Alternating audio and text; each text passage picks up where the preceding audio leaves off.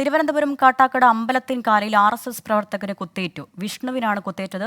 കാഞ്ഞിരവിള ക്ഷേത്രത്തിലെ ഘോഷയാത്ര കടന്നുപോകുന്നതിനിടെയാണ് ആക്രമണമുണ്ടായത്. പ്രദേശത്ത് പോലീസ് ക്യാമ്പ് ചെയ്യുന്നുണ്ട്.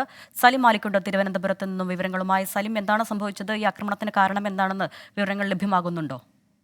അരുണ്യ, അല്പസമയം മാത്രമാണ് ഈ ആക്രമണം നടന്നിട്ട് ആയിട്ടുള്ളത്. ഈ മേഖല സ്ഥിരം സംഘർഷ മേഖലയാണ് എന്നാണ് നാട്ടുകാർ തന്നെ പറയുന്നത്. കാട്ടാക്കട കാലയിൽ വെച്ചാണ് ഈ സംഭവം നടക്കുന്നത്. കാഞ്ഞിരവിള ക്ഷേത്രത്തിലെ ഘോഷയാത്ര കടന്നു പോകുന്നതിനിടെയായിരുന്നു അക്രമം ഉണ്ടായത്. അക്രമം ഉണ്ടായ ഉടൻ തന്നെ വിഷ്ണുവിനെ മെഡിക്കൽ കോളേജ് ആശുപത്രിയിൽ പ്രവേശിപ്പിച്ചു. പിന്നാലെ ഇപ്പോൾ കാട്ടാക്കടയിലെ സ്വകാര്യ ആശുപത്രിയിലെ എമർജൻസി ഓപ്പറേഷൻ തിയേറ്ററിലേക്ക് വിഷ്ണുവിനെ മാറ്റിയിട്ടുണ്ട്. ടൈൽസിന്റെ മൂർച്ചയുള്ള ഭാഗം ഉപയോഗിച്ചാണ് വിഷ്ണുവിനെ കുത്തിയത്. രാഷ്ട്രീയ സംഘർഷമാണോ എന്നുള്ള കാര്യത്തിൽ ഉൾപ്പെടെ വ്യക്തത വരാനുണ്ട്. വ്യക്തിവൈരാഗ്യമാണ് എന്നുള്ള കാര്യവും പോലീസ് പരിശോധിക്കുന്നുണ്ട്. ഇപ്പോഴെന്തായാലും ഈ പ്രദേശത്ത് പോലീസ് ക്യാമ്പ് ചെയ്യുകയാണ്. അരുണ്യ, സലിം മാലിക്കാണ് വിവരങ്ങൾ നൽകുന്നത്. തിരുവനന്തപുരം കാട്ടാക്കടയിലാണ് യുവാവിന് കുത്തേറ്റത്. RSS പ്രവർത്തകനാണ് പരുക്കേറ്റത്.